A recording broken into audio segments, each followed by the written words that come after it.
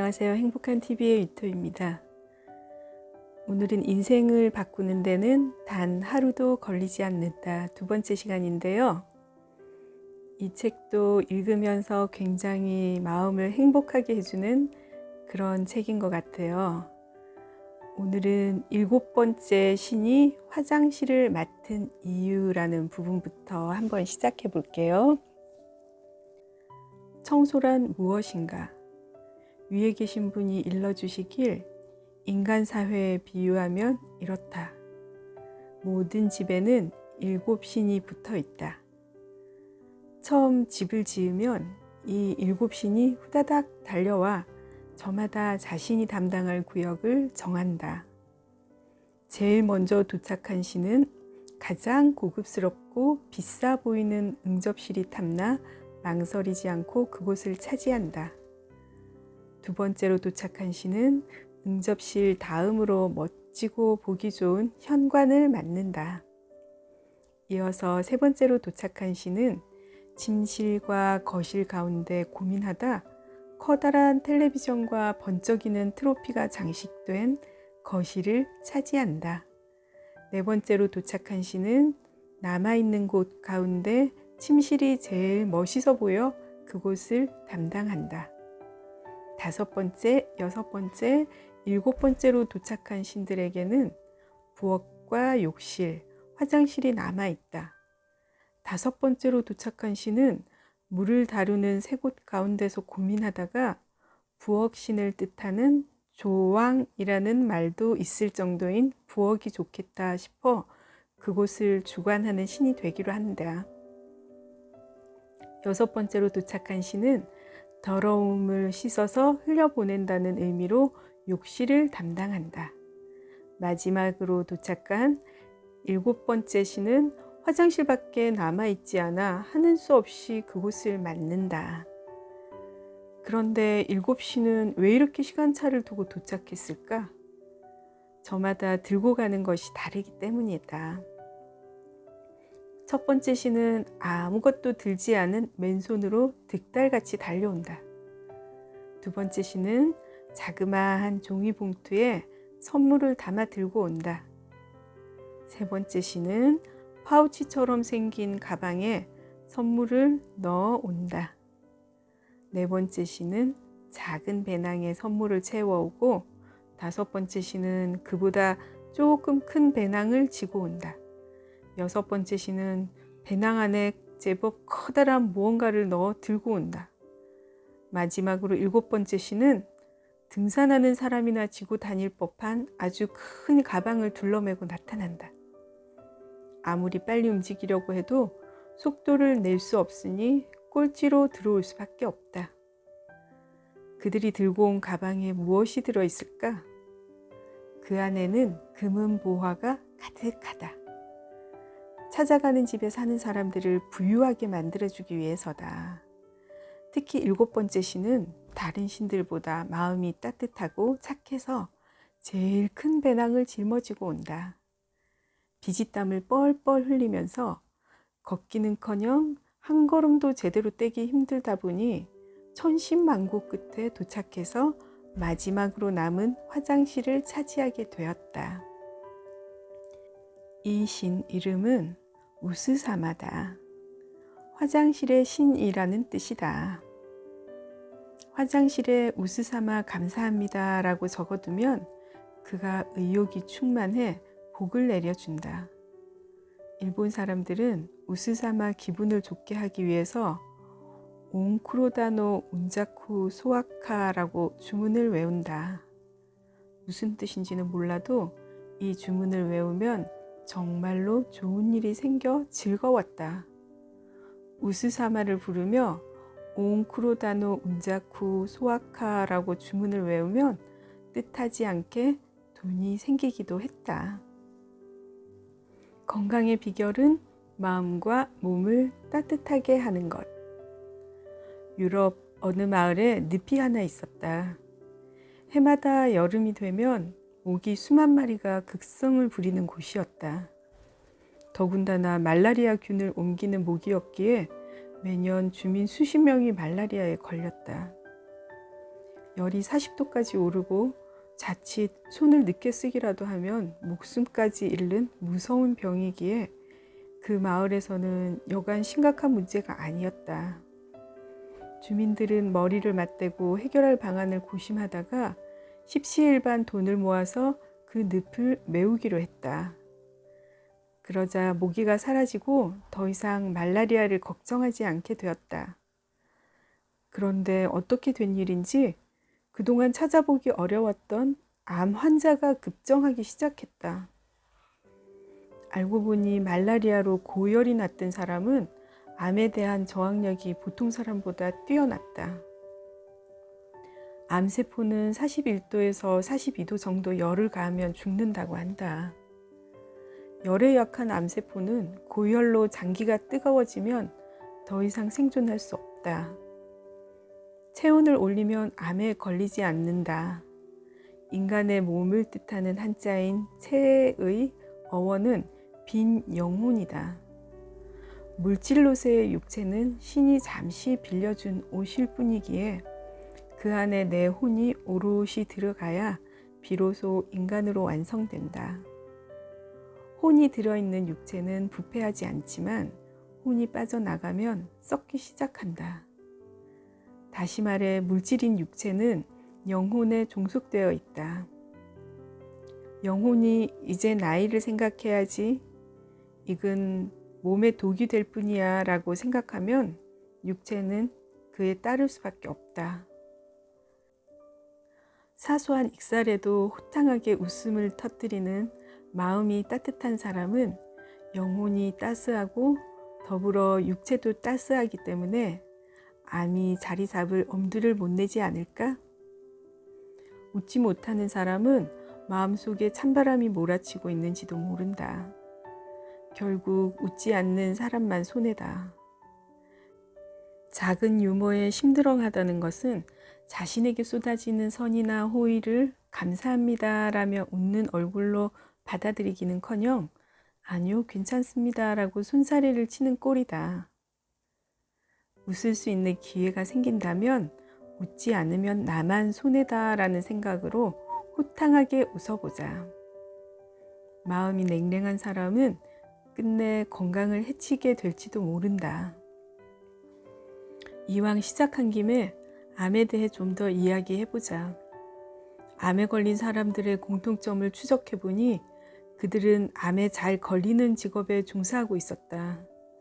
그중 1위는 매스컴 관계자, 즉 방송국이나 신문사에 다니는 사람들이다.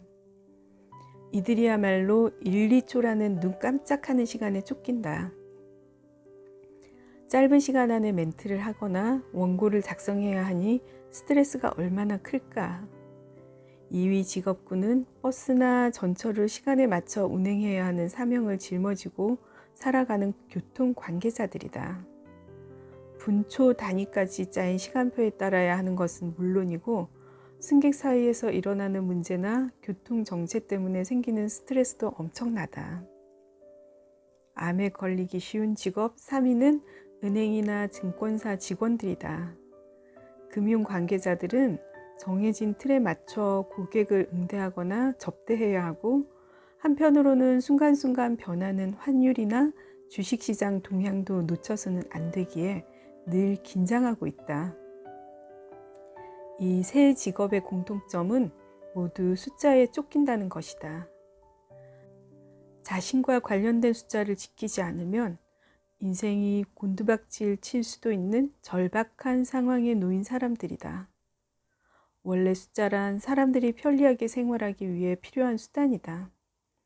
그런데 어느 틈엔가 그 숫자에 목을 맨 채 스스로 속박하는 형국이 되어버렸다. 목숨 걸고 그 숫자를 지켜야 한다는 강박관념이 큰 사람일수록 암에 걸릴 확률도 오를 수밖에 없다. 아이에게 왜 점수가 이 모양이야? 다음 시험에 70점 이상 받아오지 못하면 혼날 줄 알아? 라고 다그치는 부모는 자기 아이에게 암세포를 심어주고 있는지도 모른다. 추상적으로 좀 더 열심히 해보자 라고 훈계하는 정도는 괜찮지만 숫자를 들이대며 압박하는 순간 아이 몸속에 암세포가 자라나기 시작할 수도 있다고 명심하라. 숫자에 목매고 숫자에 쫓기며 살아가는 것은 암세포를 만들어가는 삶이라고 할 수 있다.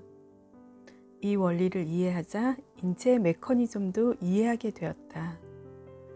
숫자에 얽매여 일하는 사람은 여간 강인하지 않다면 몸속에 암세포가 자라고 있을지도 모른다. 암에 걸리지 않으려면 무조건 웃고 보자. 웃음으로 스트레스를 날려버리자. 과도한 스트레스는 면역력을 떨어뜨린다는 사실을 잊어서는 안 된다. 면역력을 높이는 눈물의 힘. 웃음이 면역력을 높이고 건강을 책임진다고 이야기했다. 그런데 흥미롭게도 눈물도 면역력을 높인다. 오히려 면역력을 높이는 데는 웃음보다 눈물이 더 효과적이라는 말도 있다. 물론 후회나 스트레스 때문에 흘리는 눈물은 당연히 몸에 좋지 않다. 감동과 공감의 눈물이야말로 우리 몸의 보약이다. 낙타의 눈물이라는 다큐멘터리 영화가 있다. 몽골 사막지대에서 살아가는 유목민 가족이 기르는 어미 낙타가 새끼를 낳는다. 어미 낙타는 첫 출산 때 고통을 겪고 크게 충격을 받았는지 새끼 낙타들을 거부하고 만다. 어린 새끼들이 다가와도 무시하고 젖을 빨려고 달려들면 발로 차기까지 한다. 결국 새끼들은 영양실조로 서서히 죽어간다. 노부부는 머리를 맞대고 고민한다. 자신들의 전 재산인 낙타들을 이대로 죽게 둘 수는 없다. 그렇다면 그 방법밖에 없지. 노부부는 어미 낙타를 데리고 마을로 나간다. 동물병원에 가나 했는데 그들이 멈춘 곳은 마두금 연주자 앞이다. 마두금은 몽골 전통 현악기다. 마두금 연주자가 현을 타며 구슬프게 노래를 부르고 부인이 어미 낙타 몸을 정성스럽게 쓰다듬는다. 그러자 신기하게도 어미 낙타 눈에 눈물이 맺히기 시작한다. 새끼들을 위협하던 무서운 표정도 얼얼렁거리던 소리도 서서히 잦아들고 겁먹은 듯 조심스럽게 다가오는 새끼 낙타들을 사랑스럽게 품어 안는다. 어미 낙타는 음악으로 마음을 치유하고 모성을 살려냈다. 사람이 마음을 파고드는 음악을 들으면 눈물을 흘린다는 사실이야 진작 알고 있었지만 동물이 음악을 들으며 우는 장면은 엄청나게 충격적이고 놀라웠다. 화나거나 슬플 때 흘리는 눈물이 아니라 너무 행복하고 편안해서 흘리는 눈물이야말로 더할 나위 없는 보약이요 치료제다. 언젠가 감사합니다 라는 말을 25,000번 반복하면 눈물이 절로 흘러넘쳐 수건이 흥건해질 정도로 젖는다는 글을 쓴 적이 있다. 어떤 사람이 그 책을 읽고 실제로 감사합니다 라는 말을 25,000번 반복했더니 정말 눈물이 흘러넘쳐 수건이 축축해졌다. 더 신기한 일은 너무 울어서 눈물이 말랐나 보다 생각하고 1분쯤 지난 뒤에 일어났다. 갑자기 샛노란 눈물 한 방울이 뚝 떨어졌다. 연세가 65이신 분이었는데 15살 때부터 난치병을 앓아오셨다고 했다. 아토피 때문에 온몸에 고름이 나고 피부가 짓무른 데다 그것이 장기까지 퍼져서 50년 동안 고통스럽게 살아왔다. 원인도 치료법도 모른 채 좋다는 것은 뭐든 다 해보았지만 소용이 없었다. 그런데 감사합니다 라는 말을 반복하고 샛노란 눈물을 떨어뜨린 뒤 1시간쯤 지났을까? 거짓말처럼 몸에서 부기가 빠졌다. 그날 밤을 보내고 아침이 되자 온몸이 깨끗해져 있었다. 50년이라는 긴 세월 동안 무슨 짓을 해도 낫지 않았던 아토피가 말끔히 나았다. 그 눈물 한 방울로 몸속에 퍼져 있던 맹독이 응축되어 빠져나와 버린 모양이다. 이와 비슷한 사례가 또 하나 있다. 어떤 사람이 감사합니다라고 25,000번 말을 하고 나서 길을 걷고 있었다. 도무지 눈물이 멈추지 않아 걸음을 멈추고 그 자리에 서서 대성통곡했다. 그는 약시라서 시력이 0.01밖에 되지 않았다. 그런데 속 시원하게 울고 나자 갑자기 시력이 한 자릿수 이상 좋아졌다. 아무 생각 없이 목 놓아 울고 나면 정말 이렇게 몸에 기적과도 같은 변화가 일어나는지도 모른다.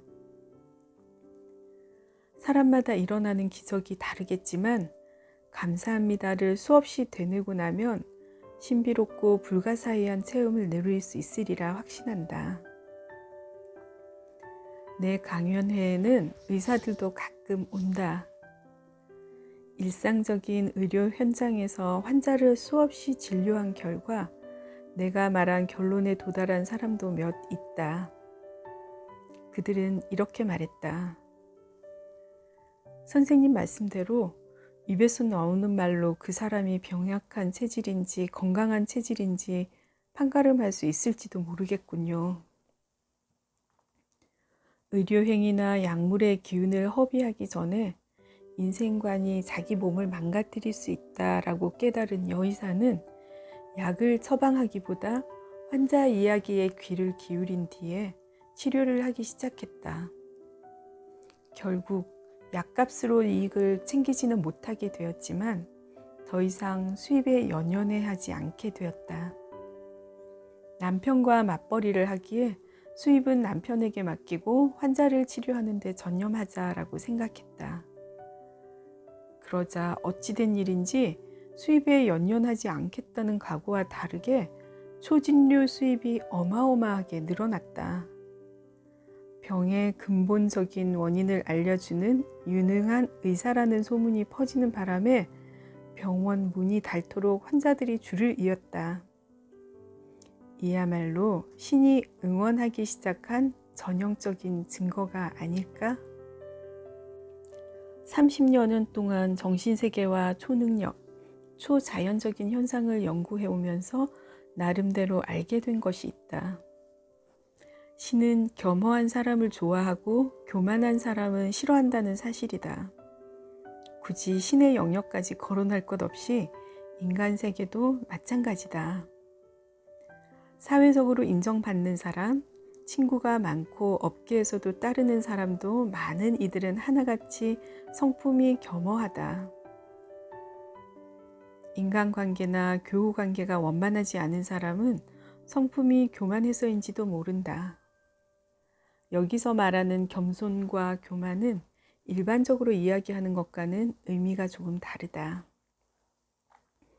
겸손함이란 지금 자신이 처한 상황이나 수확이 자기 능력 덕분이 아니라 친구나 지인, 눈에 보이지 않는 존재 덕분이라고 여기는 것을 말한다. 반대로 본인 능력이나 재능, 노력으로 모든 것을 얻었다고 장담하는 사람을 교만하다고 한다. 잘난 척하거나 우쭐거리는 태도처럼 겉으로 드러나는 게 문제가 아닌 기본적으로 자기 업적이나 삶의 방식을 스스로 어떻게 인식하느냐가 겸손과 교만을 판가름하는 기준이다. 첫 번째 기준은 생각, 즉 마음과 관련한 부분이다. 사람은 으스대지 말아야 하고 다짜고짜 호통치지 말아야 하며 함부로 성을 내서는 안 된다. 두 번째 기준은 말이다. 늘 감사합니다 라는 말을 입에 달고 살아야 한다. 세 번째 기준은 행위다. 앞에서 말한 것처럼 화장실을 꾸준히 청소하면 된다. 생각과 관련해서 으스대지 않고 호통치지 말고 성내지 않으며 말과 관련해서 늘 감사하다고 인사하고 행위에 있어서는 화장실을 청소하며 이 세 가지 분야를 확실하게 정립하면 그제야 대단히 겸손하다고 일컬을 수 있다. 겸손은 곧 실천이다. 또한 겸손은 무한히 감사하는 일이다. 다시 말해서 겸손은 감사이며 실천이라고 여기면 된다. 존재하는 모든 것에 감사할 줄 아는 실천적인 생활 방식을 지닌 사람은 신, 부처, 정령을 포함한 모든 이의 사랑을 한 몸에 받기에 곳곳에서 지원과 응원을 받을 수 있을 것이다. 겸손을 실천해야 한다고 강조하며 늘 감사를 표현하고 이야기했다. 감사합니다라는 말 속에는 우리가 상상하는 것 이상으로 엄청난 힘이 숨어 있는 듯하다. 어느 날 30대 중반 여성과 60대 중반 여성 두 사람이 접수대 앞에서 나를 기다리고 있었다. 내가 나타나자 딸이라는 여성이 어머니에게 이분이 고바야시 선생님이세요 라며 나를 소개했다. 모친이 말했다. 아, 고바야시 선생님이세요? 처음 뵙겠습니다. 제 목숨을 구해주셔서 진심으로 감사드립니다.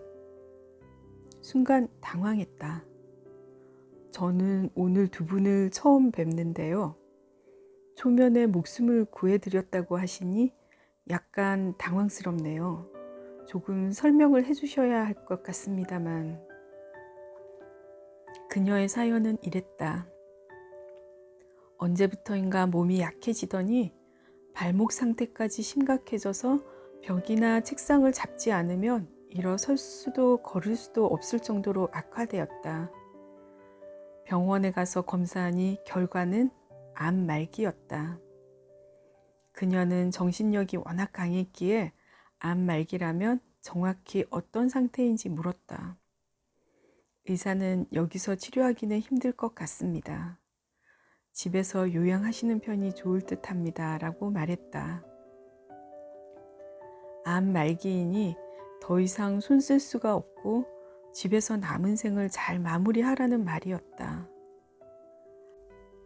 암 말기 선고를 받은 순간 느낀 참담함이란 이루 말할 수 없었지만 그 와중에도 한 줄기 빛이 있었다.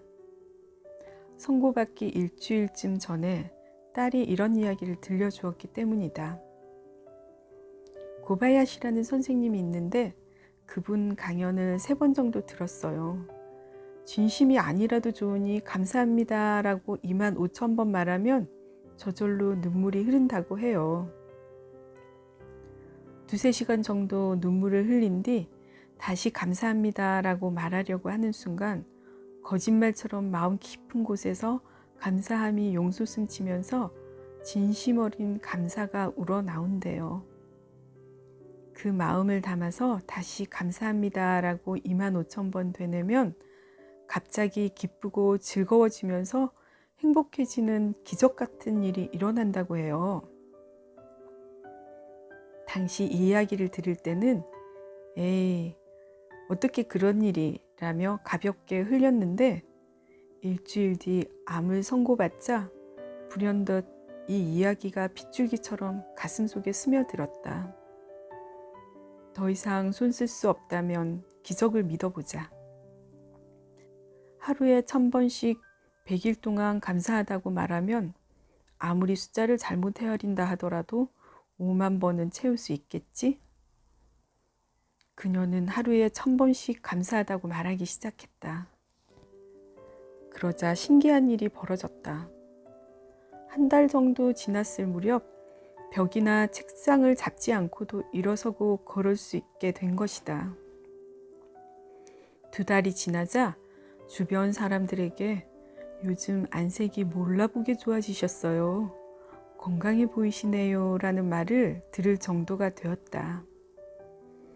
그녀가 암 말기 환자라는 사실을 알 리 없는 사람들은 그저 겉으로 보기에 건강해진 것 같다고 느낀 모양이었다. 드디어 3개월째 접어들자 체중이 늘고 얼굴에 포동포동 살이 오르기 시작했다. 정말 이상한 일이 아닐 수 없었다. 아무래도 몸에 변화가 생긴 것 같다고 생각하며 나머지 열흘 동안 감사합니다를 10만 번 채워 말하고 병원을 찾았다. 검사 결과는 실로 기적이었다. 몸속 어디를 찾아봐도 암세포를 발견할 수 없었다. 말기였던 암이 말끔히 치유되었다.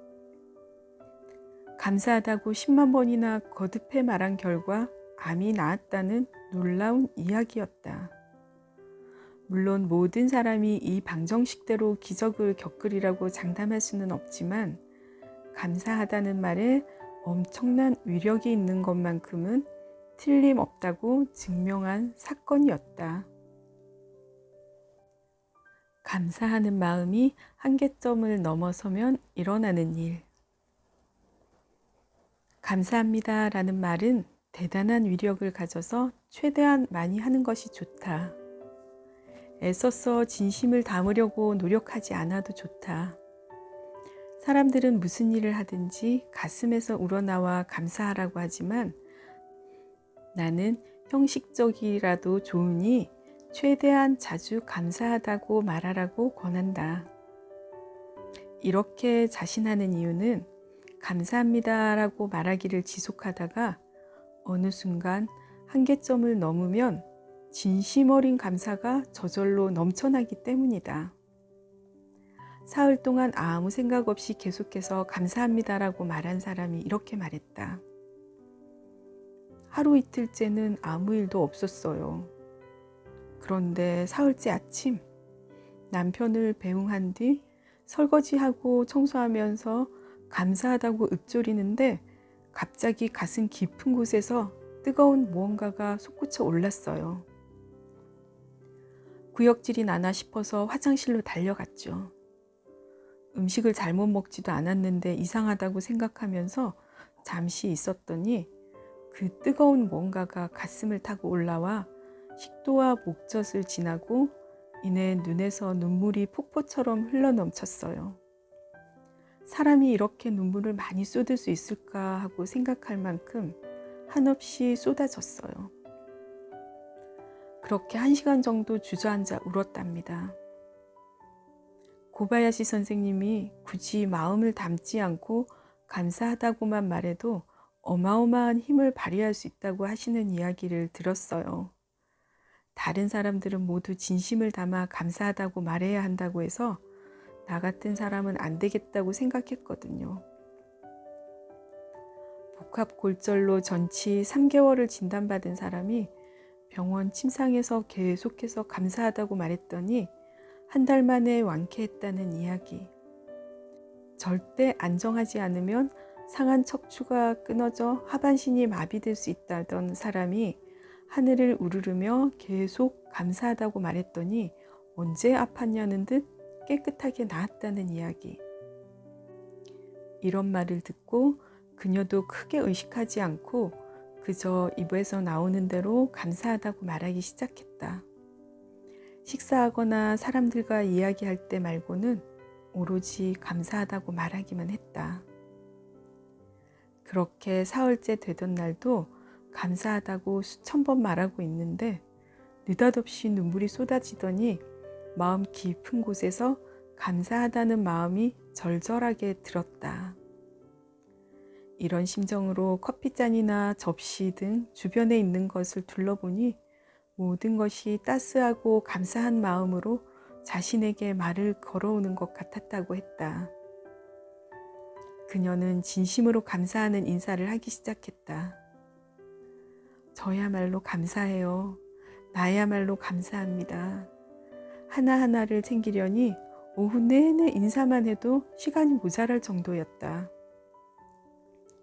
우리는 감사하고 좋은 것들 속에서 살고 있다. 하다못해 플라스틱 소품 속에 심어놓은 작은 꽃도 가슴 가득 감사하다는 인사를 전해온다. 감사하는 마음은 겸손하고 겸허한 마음이다. 어떤 물건이 그 자리에 있어서 내가 존재할 수 있고 맛있는 음식과 물이 살아가는 데 없어서는 안 되는 소중한 요소라고 깨닫는 순간 가슴 깊은 곳에서 감사하는 마음이 우러나온다. 앞서 이야기를 들려준 여성에게는 생후 6개월 된 아기가 있었는데 아토피를 심하게 앓고 있었다. 그녀 말로는 눈, 코, 입이 짓무를 정도로 심각했다. 그런 상황 때문에 감사하다는 말에 그토록 간절하게 매달렸는지 모른다. 그녀는 아이가 심한 아토피를 알아도 자신에게 와줘서 정말 고맙고 자신 곁에서 아토피를 앓고 있다는데 감사할 수 있게 되었다. 고작 이틀 하고 반나절 동안 감사하다고 말했을 뿐인데 어떻게 모든 것에 감사하는 마음이 넘치게 되었을까? 그 이유를 두 가지로 추측해 볼 수 있다. 한 가지는 이틀 반 만에 초능력자가 된 것이다. 주변에 있는 모든 것이 항상 감사하다고 말을 걸어오는데도 전혀 깨닫지 못하다가 초능력자가 되어서야 비로소 깨달았다. 다른 하나는 감사하다고 계속 말하다 보니 모든 것에 깃든 영혼이 이 소리에 깨어나기 시작한 것이다. 그렇게 감사하는 기운이 계속 채워지지 않았을까? 의자, 책상, 시계, 화이트보드, 펜, 셔츠, 벨트. 이 모든 것이 감사합니다라는 주문을 듣다가 어느 지점을 넘어서자 갑자기 컵에서 물이 넘쳐 흐르듯 팍 하고 저절로 감사하는 마음을 토해내지 않았을까? 모두 하나가 되어 교향곡을 연주할 때 느끼는 감정, 그녀는 그 소리를 귀가 아닌 파동과 주파수로 느꼈을 것이다. 감사하는 인사가 마구 몰아쳐 마치 온몸의 세포가 끓어오르는 것 같았으리라. 모든 것이 중립적인 상태로 존재했다. 그녀가 연신 감사하다고 인사해오자 한계점을 뛰어넘는 순간 그들도 감사하다고 화답하게 되었다. 그 파동이 샤워기에서 쏟아지는 물방울처럼 사방팔방으로 흩어져 그녀에게 날아들었다. 본인은 미처 느끼지 못했지만 신체 세포들이 그것을 알아차려 크나큰 감동에 눈물이 하염없이 쏟아졌는지도 모른다. 사물도 이런데 만물의 영장인 인간은 어떨까? 주위 사람들에게 감사하다고 수없이 마음을 전하면 그들 영혼도 한계점을 넘어서는 어느 순간 느닷없이 감사하다고 화답하지 않을까? 관계가 좋은 사람이라면 차를 내주었을 때 맛있는 차 고마워요 라고 말할 것이다.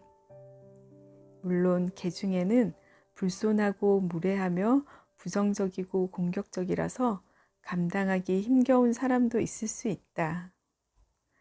긴장을 풀고 좀 유연해지길 바라는 사람에게 계속해서 감사하다고 전하면 그의 부정적인 성향도 나아지리라고 기대해 본다. 오늘은 여기까지 하겠습니다. 감사합니다.